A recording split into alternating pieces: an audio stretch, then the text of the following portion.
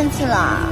有個女仔令我思想變得大個，當初我幼稚行為對你犯下大錯，你話我唔識諗，用錢買冇用飾品，你問我先肯覺得我對感情唔認真，要知道男人係天生嘅小朋友，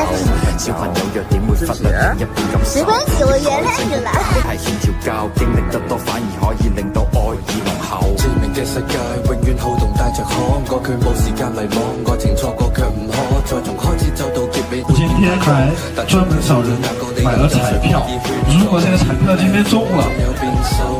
那我們今天就實現財富自由了。如果今天這個彩票沒有中，那就證明我群裡用盡了所有的運氣，這一生轟轟烈烈，也一定會平平淡淡，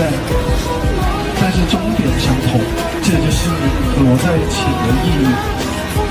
這個過程一定會生如夏花之燦爛，還是那句話，世界那麼大，無人陪你去，但是你就是我的全世界。我愛你，你時常將我做配合，但你愛情細緻給我培訓，情與愛太過複雜，我要太多詮釋，但你愛我嘅以後不會太過忐忑。當擁有嘅時候，又接近放手，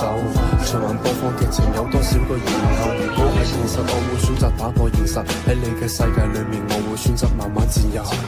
致命嘅世界永遠好動帶着可，過佢冇時間迷惘，愛情錯過卻唔可，再從開始走到結尾，那個不會變大個，但將要想要那個理由，有誰可以勸阻？要 UFO 仲有變數，最普通嘅距離世上遍佈，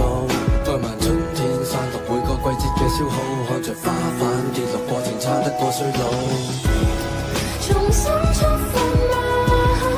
更渴望未來，遺忘這少年的愛嗎？彷彿不夠，成長會進化嗎？有信念自由，我愛這少年方式嗎？這